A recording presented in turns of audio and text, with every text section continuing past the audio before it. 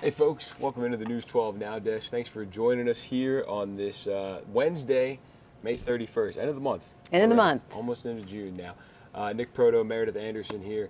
When Meredith's up here, we're talking something investigative, so that's what we are doing again here today. If you saw the piece that Meredith did last week, it's kind of a whole bunch of stuff that happened in this one story, and we'll get into it and we'll show you the story.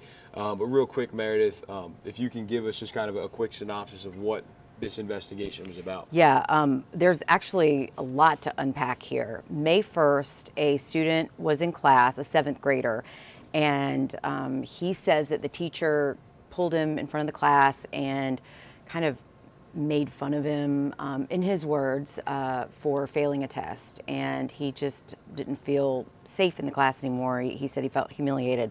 So he left. He left the class, and he ended up walking out of school. And when his mom came to pick him up, his sister also goes to the school. His sister gets in the car line, and there's no sign of Darian. And they said, okay, where's Darian? So they were kind of clogging up the line. Mom and dad pull the car up, and 5 minutes goes by, 10 minutes goes by. They call him over the PA. Nobody can find this kid. So dad stays at the school. Mom goes home just to make sure that for whatever reason he didn't go home. He's not at home. She goes back to the school, walks in the principal's office and says, call the military police. My son is missing. The school did not know he was gone. The school did not know where he was. And fast forward until 1 o'clock in the morning, and they find him hiding in an abandoned home on post. He thought he was going to get in trouble, so he hid under a cabinet sink, right under the sink in a kitchen, a very small place. And he later told his mom that he had been there for about an hour because he heard people looking for him. They had a helicopter up. They had dogs out looking for him. I tried to get a FOIA. I sent a Freedom of Information Act request to get the report from the military police, but that has not come back yet. I'm still waiting on that report. So that's all from Mom, and it was posted on Fort Gordon's Facebook page and their social media because they were trying to help the family find this young man. So Mom obviously upset. Number one, how could a child walk out of school and the school not know? They were able to review the cameras, and they saw him walk out of class, and then they saw him walk out of the school. So they do know that he walked out of the school. Right. But nobody was manning the cameras at that moment, so nobody saw him leave. So they do know he walked out. So the mom said, okay, first of all, how could he have walked out? Second of all, she was upset that the teacher was able to do this, and it's obviously what her son has to say against the teacher's word, but her son went to a doctor on post, and I have the note, and it's pretty serious because the doctor says, please place on homebound until that teacher is removed from the school. And that, so that it was note so, is in the yeah, the note is in the you'll story. See that in a second. So it kind of elevates it more to what more than what this kid said. I mean, obviously he was evaluated by a doctor after this because this was such a traumatic thing, and this is what the military doctor, sent into the school. So this was whatever happened in that classroom affected this child enough to where a doctor made this recommendation. Right. So with all that, there's some good background info there. Let's show the story. Going to run about 7 minutes, and then we'll come back and we'll break down all of this. I think as you're watching it, you're going to be like, "Oh, that's interesting. Oh, that's interesting." There's a lot to 4 or unpack. 5 different threads to follow here. So we'll go ahead and run this, and we'll come back here in about 7 minutes and talk a little bit more about it. It's also not the only ball that appears to have been dropped in this case. When a child goes missing, When they looked into the camera feed, every second counts. at 1:53, he walked out of the school. And nobody noticed. Nobody noticed, nobody knew he was missing, and nobody looked for him when his name kept being called on the PA. May 1st, as time ticked on, It was cold, it was supposed to be 41 degrees. Mom was painfully aware of every passing minute. He's also visually impaired, so once it got dark, it was even more concerning that he would even be able to find his way back home. Elaine asked us just to use her first name. Same goes for her son Darian, who was eventually found almost 12 hours later in an abandoned home, hiding in this cabinet under a sink. We'll get to that in just a minute. First, Elaine wants to talk about Freedom Park. It's very frustrating that no one's doing anything. Even though the school itself sits on a military installation, the Department of Defense doesn't have anything to do with Freedom Park. It's actually part of the Richmond County school system. And when Elaine first took to Facebook when Darian went missing, she never expected other parents would reach out. Did you see her missing post? Oh, yeah. And what did you think when you saw that? Well, my son also walked out of the school. I was just thinking, oh gosh, here we go again. Like another child walking out of the school. Other parents who were not identifying out of fear of retaliation said the same. And that's not all. They said their kids walked out because teachers or staff bullied them. Did it surprise you? No, honestly, like it did not. That's the same reason Elaine says Darian left. He told her his teacher was giving him a hard time in front of everyone for failing a test. Why didn't you pull my child from the class and ask to speak to him outside? Or why didn't you send my child to the principal's office to be handled there? Why did you have to out him in front of everybody? The whole thing was so upsetting. Darian's doctor on post wrote this note suggesting he be kept at home until the teacher is removed from the school. The teacher is still at the school. We asked for a formal investigation. They said that they would handle it. Richmond County Schools told the I-Team there were 2 independent investigations about all of this, but didn't give us an outcome. The I-Team sent an open records request for the teacher's personnel file. We didn't see anything about this incident in it, so we asked if anything had been added to include it.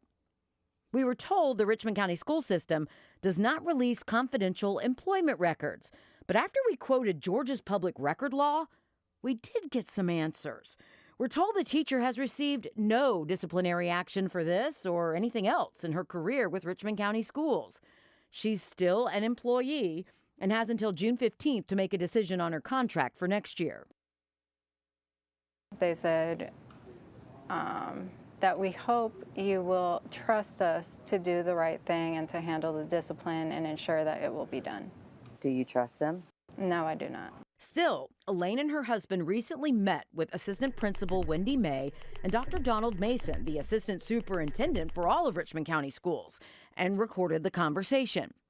They said nothing about discipline, but they told them there's a new plan to watch the kids after this. I think that they have come up with a new way to supervise. Yes, we have. Yeah, and on all grade levels, and also we've done it at school-wide, and so we've established that there's certain people, certain places, and that they know where to go and which person they're supposed to be with at every step of the way. For Danielle, it's way too late. Before we moved here, they loved going to school. Loved going to school. But every morning, after some time being there, they would tell me, Mom, I don't want to go to school. Meanwhile, abandoned homes on post continue to be an issue. For years, the I-Team has exposed hazards in homes Balfour Beatty, the Army's private contractor, deemed livable. We've shown you problems with some that made families sick. But Elaine took these snapshots of homes where families can't live, but as you can see, are easily accessible. The vacant houses are hazardous. They have mold. There's one behind me that's infested with cockroaches. There's a house next to me that has broken glass. Empty homes on a military installation might be nothing new, but after Darian was found hiding in one, Elaine says the garrison commander promised her the empty ones would be secure. Weeks later, they weren't. So she sent him pictures, and according to this email dated May 10th, Colonel Evans said he was disappointed and that he expected them to be secured, writing, I received no indication that they would not complete the task. Weeks later, Elaine says the homes are still not secure, and she sent the I-Team quite a few pictures.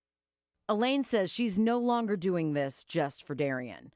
She's doing it for the other parents who reached out when he was missing. During the time, I didn't want to be flooded with stuff. But I was like, you know what? I'm not doing that. I'm putting it all out there. And Danielle is speaking out for the other moms who wanted to be here to interview too, but backed out at the last minute because they were afraid of the ripple effect it could have on their kids or military spouse. I just don't want it to happen to another family.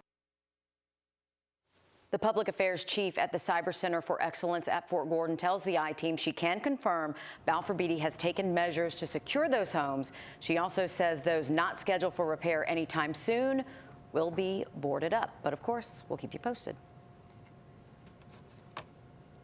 Okay, so there you go, kind of a 7-minute rundown of all of this, but 7 minutes really isn't even enough to cover every little wrinkle of this story. So let's start with the school part, because that is kind of where this whole thing started.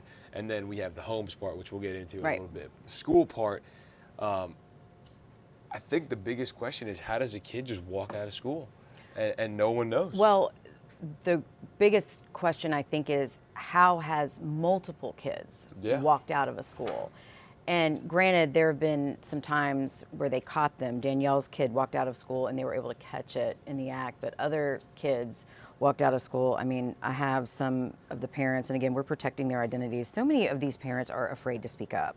They're just afraid because, number one, they're still in the military. They're afraid of how it's going to affect their spouse or their command. They're also afraid of how it's going to affect their children because some of them have siblings in the school. They're not sure what to do. And some of them say, you know what, we're just here for a short amount of time. We just want to get through the school year. We're going to be reassigned somewhere else, and we're just going to make it through, which is just heartbreaking. It is, and it's a similar thing to what we heard with the Balfour Beatty stuff, the housing they talked about with Senator Ossoff and the hearings and everything. You had families just say, we'll deal with it for a year, and that's kind of a sad thing. But, you know, going back to what you said, if they don't feel comfortable, if they feel like school is the issue, why would they speak out against the school to cause a bigger issue? So they're kind of in this catch-22 where it's like, you know, darn if they do, darn if they don't, because they don't want to put their kid in any more jeopardy, but almost by not speaking up, there's So what do you do? So what do you do as a parent? You're in a very tough position. But some of these parents, I mean, it's heartbreaking. I know they weren't on the screen long enough, and we had 5 people who were going to show up for an interview that day, and only 2 did. So that goes to show you just the fear. And I've run into this so many times with uncovering problems with Balfour Beatty in the home. So many people want to speak out, and then they just feel like they can't, and their hands are tied. But here's what some of those other parents have said. My son was bullied by staff there, also walked out of the school because the teacher pushed him over the edge. The response was lackluster, to say the least. Here's another parent. I had a teacher humiliate my autistic daughter at school. She ran away, thankfully only inside the school. This one says, I'm sorry you went through this. My poor 13-year-old also ran away last year, so I know that heartbreaking feeling. Here's another one. We had to remove our children because of the abuse, not only from the other kids, but the staff as well. I am sick of this school being able to get away with this. I mean, this is terrible. We had to remove my son because he got bullied by the teachers so bad. He was in pre-K and regressed to having accidents and night terrors before we figured out how bad it was. So, I mean, these are multiple parents saying this, and Elaine was saying that she feels like the school just kind of protects the staff there. And this is, again, not a DOD school, and that's kind of also an issue too. A lot of these families, when they move from different installation to different installation, some installations have schools that are run by the Department of Defense, some have them that are run by the local school district. So this is a Richmond County school, and some parents have come from other parts of the country where they were dealing with the Department of Defense school. So there's just a lot these families are going through. A lot of them too are also, fighting with housing problems as well. So they just feel like a lot. And this is something that I don't understand. We had to get that recording of, when they finally went to the school system. They went and talked with the assistant superintendent. And we heard the superintendent admit with the assistant principal, like, we have put some measures in place. We're going to make sure that some teachers are with some students, and so that, this doesn't happen again. Never once did the school system tell us that. They just said, we did 2 independent investigations, and it was just a very short response. I don't understand why, no one disagrees with the fact that this kid walked out of school and no one knew where he went. I mean, that's not up for debate. That's on camera, as right, you were saying. That's not up for debate. But I don't understand why, if measures were put into place to keep other students safe, why that wasn't something that was discussed with us. That's a good thing that came out of this. Like, I don't understand why that wasn't brought to our attention, that we had to use a recording that the family recorded for their own safety. I mean, they wanted to record it just so that, if something was said and then later somebody went back and said something else, that they just had it for them. I mean, we didn't ask them to record that. They recorded that and then gave it to us. But I just thought that was strange, that something that would make a parent feel more comfortable was never brought to our attention. I guess maybe that's admitting that there was something wrong and they didn't want to do that. I'm only speculating. That's the only thing that I can assume. But, we felt it was important enough to include that, the school was admitting that they were doing things to keep other children safe. Yeah, and by the way, that recording is legal. Just so it is. Yes. Because there's going to be some people back there. You can't record me without my. You can. Yeah, you can, and they did it because they're concerned parents who wanted that record as they kind of go through this. They're just trying to protect their son. Yeah, but and I may have missed this in the pieces we were chatting. I was doing some stuff over here. In the emails that you sent with Richmond County, you had asked for something. They said, we don't release that. And yes. They said, well, actually, yeah. I think you do. Well, what I did was and we did not name the teacher, and let me tell you why. The teacher was not charged with anything. Right. The teacher did not face any disciplinary action. So we did not name the teacher. It was just something that, because no charges were faced or the teacher wasn't in trouble for any of this. But we did get the teacher's disciplinary file, and it was important to us to kind of go through it and see, like, has this happened before? Has, a lot of children walked out of this particular teacher's class. We can tell you that there was nothing in the file that raised any red flags. It was basically just, when the teacher was hired, which wasn't that long ago, I believe it was 2019, and that was basically it. So I requested it relatively early on, and I just wanted to make sure that I didn't request it so early that this investigation hadn't been complete, right, and that there wasn't a disciplinary action taken and that I somehow missed it. So I reached back out to Richmond County and said, hey, I requested this relatively early. Was there any disciplinary action taken? And they said that they cannot give me confidential employee records. And I quoted Georgia law because as a reporter, one of the things that's important for me is to know the law. And I'm not special. I don't have any special capabilities to get records. I have just as much right to public record as you at home do, as you do. And if you ever want to get information, if you're worried about your child or if you're worried about something, you can go online and read Georgia law, and it lays out specifically what is exempt from Georgia law. For example, I can't know where this teacher lives or this teacher's, I don't know, social security number or anything like that. But by law, if this teacher has been in trouble and has faced disciplinary action in the classroom, that is something that is under public record. So I stated that portion of the law, and I said, actually, respectfully, you do have to tell me. That is not confidential employee information. And so then they responded, there is nothing in the file that, so this teacher's never faced any disciplinary action in their entire career at Richmond County. There is nothing from this incident. So we're able to confidently say that, the 2 investigations happened, right, returned nothing from this teacher.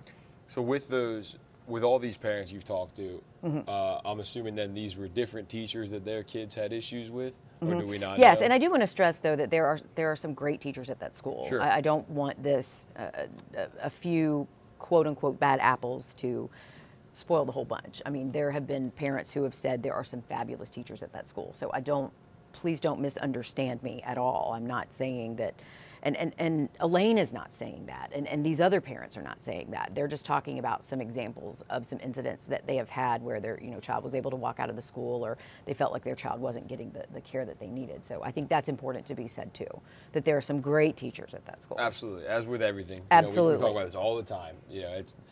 We can't make a generalization about everything because Sure. of, a couple bad apples. But the reason that we're taking a look at this, and I know a lot of people say, oh, the news is so negative, they're always critical, they're always looking at stuff like this. But Elaine brought this up and she said, you know what, I have to send my kid to school. Like, this is not a choice that I have. If I don't send my child to school, like, it's truancy. Like, we can get in trouble for this. Like, I have to do this. So when you send your kid to school, you expect them to be safe.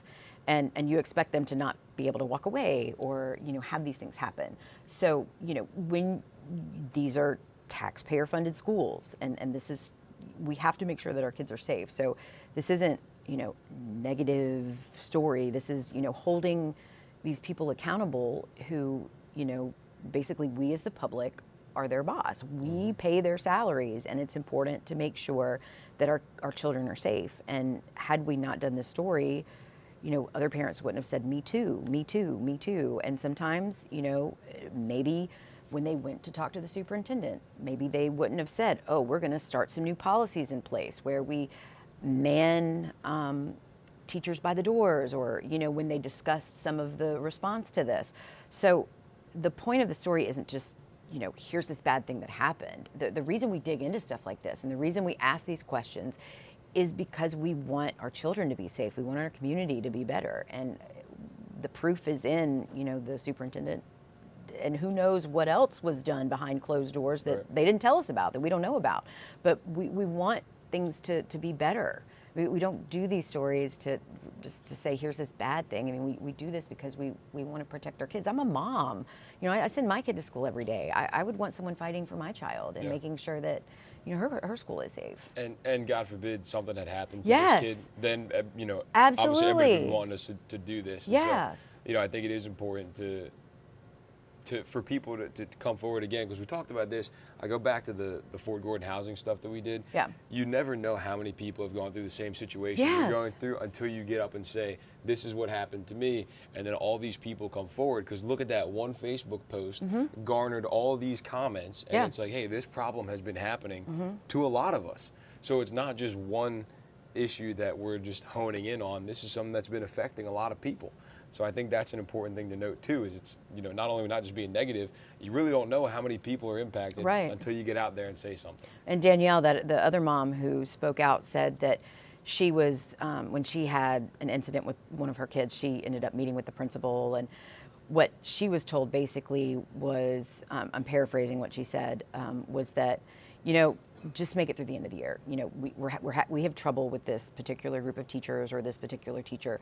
Just make it through the end of the year, and next year things will be better for your kid. And she said, I'm not going to wait around. I don't like that response. Like, that's not fixing a problem.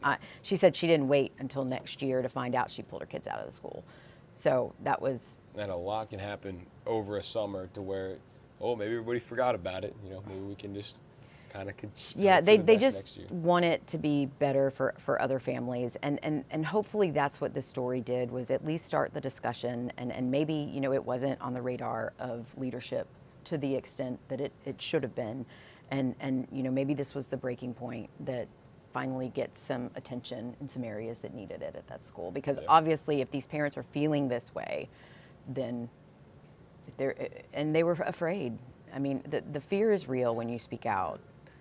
Do you know if it's common? I know you said there are DOD schools and there are public, like, Richmond County or other public school district schools. Is it more common, one or the other, or do you know, or is it just kind of like random throughout? I don't know. I know overseas they're DOD schools, and I know that there are some DOD schools in the States. I'm not sure. I'm not 100% sure, and I'm not sure when Richmond County acquired Freedom Park.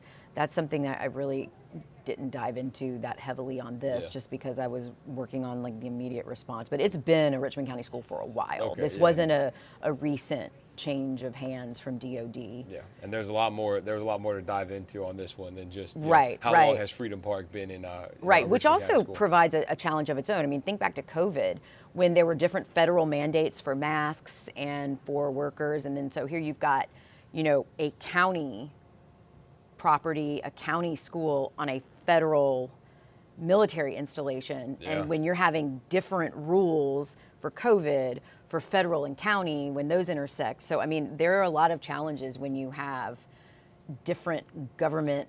Sure. I mean, it's like who's the law of the land where? That's also confusing as well. Yeah, and so that's kind of the school side of things. Right. We also have this other half of the story that Right. a whole lot about, and we've been Yep. talking about. I know, for it's like everything comes back years. to that, right? Yeah. I was like, are you kidding me that Yeah. Balfour Beatty is part of this school story? Still wrapped up But in it is. It truly is. And I also think it's important to point out that abandoned homes on military installations, those are nothing new.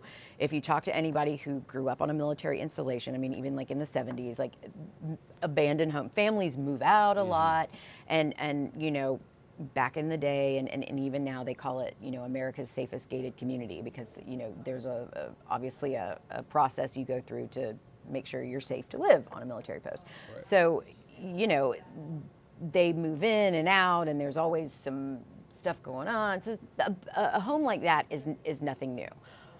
But when you're talking about these homes, that these aren't homes that people have moved out of and are just abandoned for a little while until another family moves in and needs to be cleaned. Like these are homes that are basically condemned. These are the homes that they're so unsafe, we're not even gonna let anybody live in them. And then they're easily accessible. There's broken glass, there's mold, there's all of these other problems that like they don't even want anybody to be in at all. So it's easy for someone like Darian to be afraid, need to hide. I mean, he can't see very well. He's visually impaired, and it's nighttime, and he's cold, and he's scared. He's scared he's going to get in trouble. Yeah.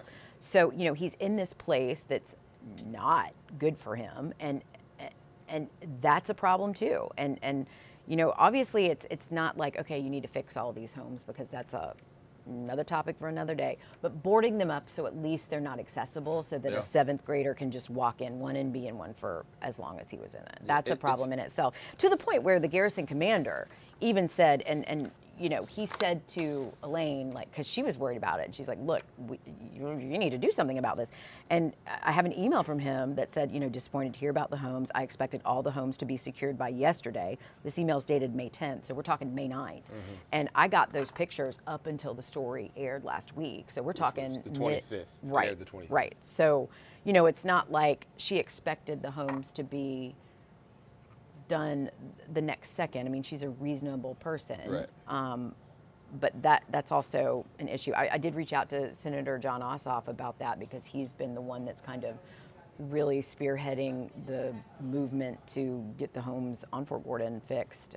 But I did reach out Friday, just kind of put it on his radar, but that was, going into the long holiday weekend. So I do know it is on his team's radar. I have not heard anything yet, but the abandoned, those have been such a problem that when we were up in DC in April, that we were sitting there in that room and the Army said that they were allocating $5 million almost immediately they had 180 homes that are offline is what they called it, which basically means it's a fancy way of saying condemned because the homes are so unsafe that no one can live in them. So they were allocating $5 million to get those homes back online so that they're safe enough for families to move in.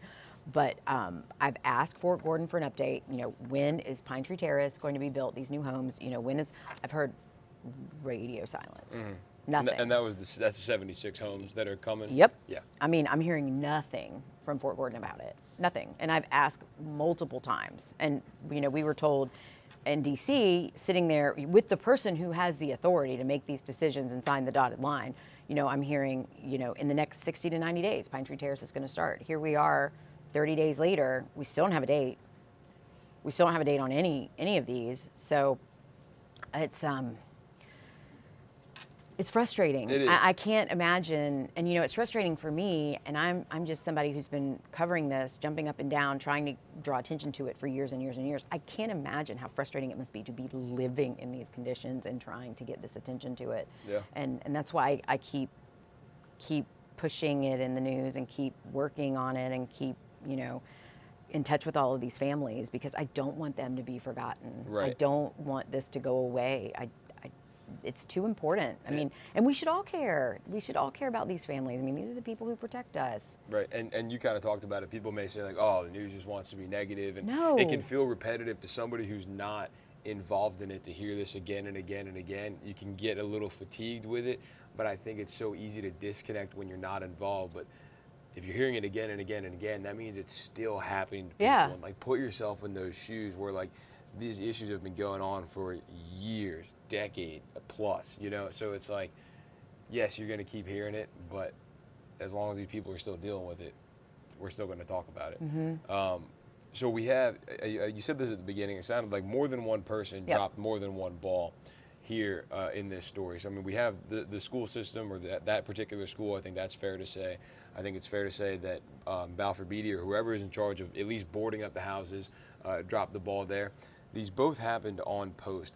But what really, if anything, can the Army do about this? That's difficult because the Army has nothing to do with the school. So the Army can, I mean, it's not a DoD school. Right. So it's really nothing that the Army can do per se with that. The Army can't board up the Balfour Beatty houses because that's a contract with the Army. It's a delicate situation. It's very intricate. It's a lot of red tape. But the garrison commander is basically, if you want to look at a military installation as if it were a city, because that's basically what it is. The garrison commander is like the city manager. So the city manager can't, physically go out with a hammer and a nail and start hammering on private property, which is what these Balfour Beatty homes are technically. Right. But the city manager can put a lot of pressure on the landlord and say, you need to do this, and can go to the Army and say, okay, you need to, make this right, because their contract is with the Army. Mm-hmm. So the garrison commander does have some pull here, quite a bit actually. And he can kind of move things up the chain of command. And that's what we saw with the top brass in the room up in DC. So he can move it up the chain of command. I think by putting it on the senator's radar, that's important too, because a lot of this is congressional as well. It's literally going to take an act of Congress for some things to happen.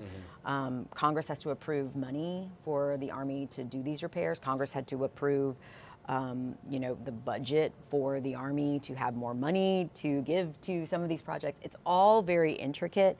So I think the best thing that these families can do is just speak out about it, because if you don't say something, nobody knows. Exactly. If Elaine had not said anything, the Richmond County School System would not have known.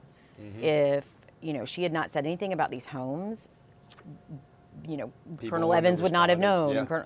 And I mean, it's our job kind of as the media to now, and I hate to say the media because I don't want to group us in with the media, but it's my job as an investigative reporter who is on the ground here in Augusta, who's been following the story for 10 years, to continually hold those in a position of power accountable and make sure that they're doing what they promised. Mm-hmm. I mean, Senator Ossoff has promised to stay on top of this, so it's my job to make sure that he's living up to his promise. Colonel Evans has promised Elaine that he is going to, continually see that these homes are boarded up. So it's my job to then make sure that that is happening. I mean, I don't have any power per se, but I have a big megaphone, and I'm really annoying. I'm really annoying. I mean, just ask anybody in a position of power at Fort Gordon. I'm really annoying. Or Balfour Beatty. Or Balfour Beatty. My face is probably on a dartboard in a Balfour Beatty boardroom, and that's fine. I don't care, because I don't do this for me. I do this for the families. They have you right next to the phones. Yeah. Do not answer. Right. But I don't have any skin in the game. But I do have skin in the game, just like you do, and all of our viewers do. Because if we don't have, these are our military members, And this is first of all, it's a moral issue because it's just the right thing to do. Yeah. But it's also a national security issue because if these soldiers are distracted from the mission, that puts all of us at risk. If these soldiers are fed up with their families getting sick or fed up with worried about their families when they have to deploy, they're going to leave and they're going to go work for Google or Amazon, or they're going to take their cyber skills somewhere else. Yeah, I mean, think about Darian's dad in the car line. Yeah. I know, thinking he's picking his son up from Yeah. school, and now all of a sudden he's got to spend the next 12 hours wondering where his son is. You lost my child? Yeah. I mean, yeah, so this is something we should all care about, not just because it's the right thing to do, but it's also an issue of national security. So when you start to look at it as we all have skin in the game, it's important. And then you get to know these families too, and you're like, it's just the right thing to do. And I think, like, this has got to be frustrating for the Army too, because their focus, the garrison commander, they've got things to do with national security Right. and the defense of the country. Right. And, you got a couple reporters from News 12 asking you about when are you Yeah. boarding up these houses, these Yeah. abandoned houses. And so it's got to be frustrating for them too. I feel like I know the answer to this question. Anything from Balfour Beatty on this, or is it still some more radio silence? No, and I'll say this. The most frustrating thing about dealing with Balfour Beatty is the layers. I can never just talk to Balfour Beatty. They will send me to a public relations firm, and that will send me. There was a couple of times when I was doing a story, and like a year apart, and I was sent pretty much the same statement, just cut and paste from a PR firm. It's really, I just want to, can you just not talk to me? I mean, can you just not? And that's what's hard. There's just so many layers that you can't. I did one time in all of this, I was able to talk to Rick Taylor, who is, the book stocks with him. He's the one who Congress, when they talked to the various, and Balfour Beatty is not the only privatized housing company. There are many more. There's about a dozen more. But he's the one who, when Congress calls to talk to the different heads of the different companies, I mean, there's a bunch of different executives, but he's always the one to talk to. He's head of military housing for Balfour Beatty for all intents and purposes. And I was able to talk to him. And to tell you the truth, I was really, really hopeful, because it was when Colonel Pick was still the garrison commander at Fort Gordon. He arranged it, and it was all three of us. It was still during COVID. He was in Pennsylvania, Rick Taylor was, and I was in person with Colonel Pick, and the three of us sat down together. And for years, Balfour Beatty and the Army had been kind of like this. And so for once it felt like, okay, wow, they're starting to work together. Okay, maybe we're moving forward here. Like, this is a step forward together, because they described it as a marriage that they didn't really want to be in, but you know what? Hey, I'm stuck with you. You're stuck with me. Let's like make this work, because we all win if this works. And I mean, nobody wants this to fail. Everybody wants this to work, right? So everybody's sitting down at the table, and I was really hopeful. And Rick Taylor said, you know what? We're going to be more transparent. Things have not worked for us in the past. We are going to be more transparent. And then so I'm hopeful. I'm always hopeful. I think I'm hopeful to a fault sometimes, but I think maybe.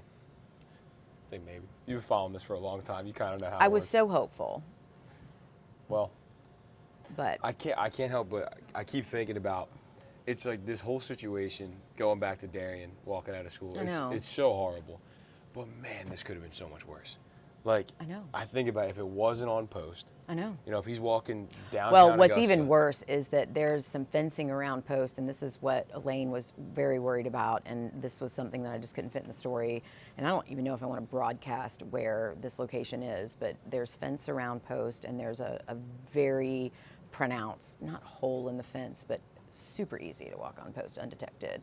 And she said to me, how many people could walk through that? It's not even a hole in a fence. It's basically where one fence stops and one fence ends, and you don't even have to be super skinny to shimmy through it. I mean, several people could just like walk through it. It's there. And she said, how many people could like walk through that and squat in one of these abandoned homes? And so you say that, it was on Post, it could have been worse, but she's worried about the people who could come on Post undetected and could have or been. if he had gotten off. Right. He could have walked off, busy road, or he could have walked into one of those abandoned homes and met someone face to face who had wandered onto Post to be in one of those homes. So I hesitate to say that Post was a safe place for him to be, just because of some of the concerns that Elaine brought up, which I think are valid. So yeah, but the whole situation could have been worse. And Elaine said that what was really hard for her is that, you know, her son is missing.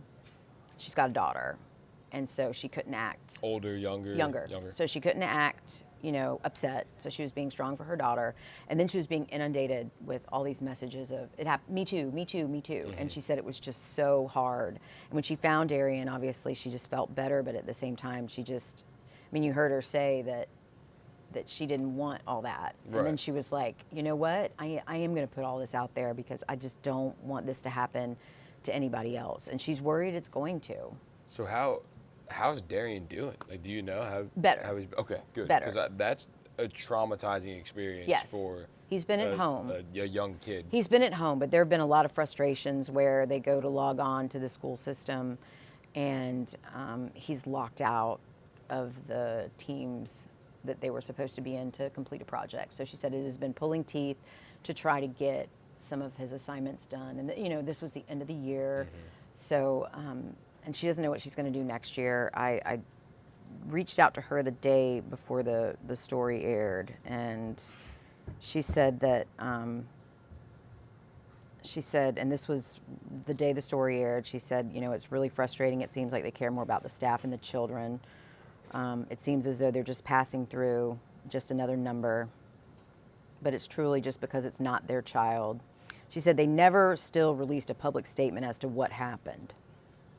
School is supposed to be a safe place for them. Yeah, just sad. She said she asked again for a safety plan today, and it was stated that it would have to be discussed with the administrators and teachers next year.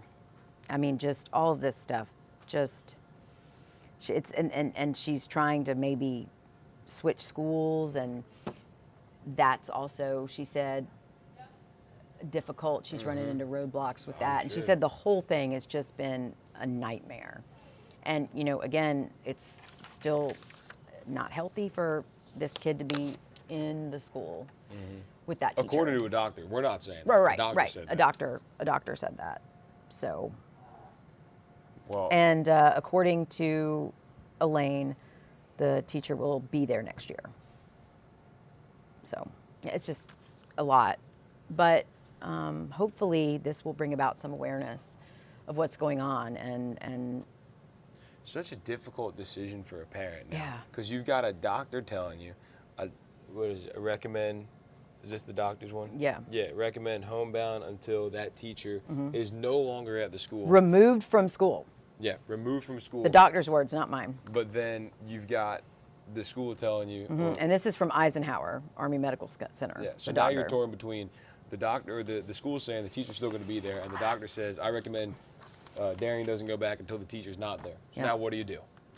Although I'm assuming he will have a different teacher next year, moving up a grade level. Yeah. But still, Well, it can be traumatizing for Yeah. a kid, you know. yeah, I mean, seeing- they have some seeing decisions to make over the summer, but it's this is bigger though than Darian. It's about Absolutely. you know, a pattern of problems that we uncovered with other parents saying this happened to them. It's about the homes and that were supposedly going to be boarded up that haven't been. It's just a lot to unpack. And it should be with something this. that they shouldn't have to unpack. Like, Yeah. you know, you send your kids to school, you don't think about it. Like, you just assume that they're going to be okay and educated and safe. And now, you know, you've got other things to worry about. People got, you know, bills to pay, and, you know, family members getting deployed, and you got to worry about if your kids are going to walk out of school that day. Yeah. Seems a little backwards. But Yeah. was there anything else, Meredith, that we wanted to No, to hit I on think here? I think that's it. I mean, I'm still waiting on the MP report, Sure. and that was submitted a long time ago. But you know, the wheels of government move slow. In Georgia, an open records request, you're supposed to get a response back within 3 days, but the federal government is allowed a much longer time. Yeah. So, Well, we know you'll keep on that, and we look forward to hearing the update. Well, actually, we got a little time. I'll play the story again. But if you want to ever check back on any of these stories, if you go to our website, WRDW.com, this is the I-Team Investigates tab, or is it Investigations? Investigates, right there in the top middle, you see it. And then whatever the most recent story is going to be right there at the top. So that one will be right there until, I guess, Thursday when we have our next I-Team story. But then it'll just slide down in a second. So if you want to watch that story, it'll be right up there on the website for you. Real easy to check out. Also on the YouTube channel if you want to check it out there. And again, we'll run it one more time right here. Got about 12 minutes till midday, so we'll do that. But there you go. So Meredith, we appreciate the time. We look forward to getting the update, hopefully. And we're just glad Darian's okay with after all this. Yeah. Again, something worse didn't happen. So Yeah. we'll play the story one more time. Thanks for tuning in, folks. Midday's coming up after this, and then we'll be back here tomorrow with Thursday's top headlines. Have a good one. It's also not the only ball that appears to have been dropped in this case. When a child goes missing, When they looked into the camera feed, every second counts. at 1:53, he walked out of the school. And nobody noticed. Nobody noticed, nobody knew he was missing, and nobody looked for him when his name kept being called on the PA. May 1st, as time ticked on, It was cold, it was supposed to be 41 degrees. Mom was painfully aware of every passing minute. He's also visually impaired, so once it got dark, it was even more concerning that he would even be able to find his way back home. Elaine asked us just to use her first name. Same goes for her son Darian, who was eventually found almost 12 hours later in an abandoned home, hiding in this cabinet under a sink. We'll get to that in just a minute. First, Elaine wants to talk about Freedom Park. It's very frustrating that no one's doing anything. Even though the school itself sits on a military installation, the Department of Defense doesn't have anything to do with Freedom Park. It's actually part of the Richmond County school system. And when Elaine first took to Facebook when Darian went missing, she never expected other parents would reach out. Did you see her missing post? Oh, yeah. And what did you think when you saw that? Well, my son also walked out of the school. I was just thinking, oh gosh, here we go again. Like another child walking out of the school. Other parents who were not identifying out of fear of retaliation said the same. And that's not all. They said their kids walked out because teachers or staff bullied them. Did it surprise you? No, honestly, like it did not. That's the same reason Elaine says Darian left. He told her his teacher was giving him a hard time in front of everyone for failing a test. Why didn't you pull my child from the class and ask to speak to him outside? Or why didn't you send my child to the principal's office to be handled there? Why did you have to out him in front of everybody? The whole thing was so upsetting. Darian's doctor on post wrote this note suggesting he be kept at home until the teacher is removed from the school.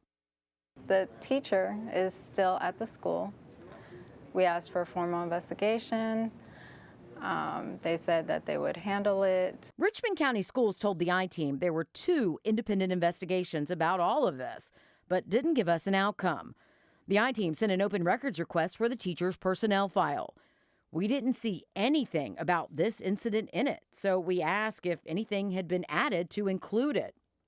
We were told the Richmond County school system does not release confidential employment records, but after we quoted Georgia's public record law, we did get some answers. We're told the teacher has received no disciplinary action for this or anything else in her career with Richmond County Schools. She's still an employee and has until June 15th to make a decision on her contract for next year. They said that we hope you will trust us to do the right thing and to handle the discipline and ensure that it will be done. Do you trust them? No, I do not. Still, Elaine and her husband recently met with Assistant Principal Wendy May and Dr. Donald Mason, the Assistant Superintendent for all of Richmond County Schools, and recorded the conversation. They said nothing about discipline, but they told them there's a new plan to watch the kids after this. I think that they have come up with a new way to supervise. Yes, we have. Yeah, and on all grade levels, and also we've done it at school-wide, and so we've established that there's certain people, certain places, and that they know where to go and which person they're supposed to be with at every step of the way. For Danielle, it's way too late. Before we moved here, they loved going to school. Loved going to school. But every morning, after some time being there, they would tell me, "Mom, I don't want to go to school." Meanwhile, abandoned homes on post continue to be an issue. For years, the I-Team has exposed hazards in homes Balfour Beatty, the Army's private contractor, deemed livable. We've shown you problems with some that made families sick. But Elaine took these snapshots of homes where families can't live, but as you can see, are easily accessible. The vacant houses are hazardous. They have mold. There's one behind me that's infested with cockroaches. There's a house next to me that has broken glass. Empty homes on a military installation might be nothing new, but after Darian was found hiding in one, Elaine says the garrison commander promised her the empty ones would be secure.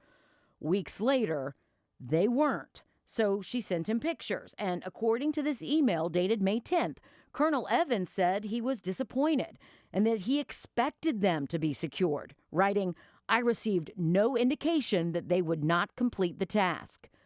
Weeks later, Elaine says the homes are still not secure, and she sent the I-Team quite a few pictures. Elaine says she's no longer doing this just for Darian. She's doing it for the other parents who reached out when he was missing. During the time, I didn't want to be flooded with stuff. But I was like, you know what? I'm not doing that. I'm putting it all out there. And Danielle is speaking out for the other moms who wanted to be here to interview too, but backed out at the last minute because they were afraid of the ripple effect it could have on their kids or military spouse. I just don't want it to happen to another family. The public affairs chief at the Cyber Center for Excellence at Fort Gordon tells the I-Team she can confirm Balfour Beatty has taken measures to secure those homes. She also says those not scheduled for repair anytime soon will be boarded up. But of course, we'll keep you posted.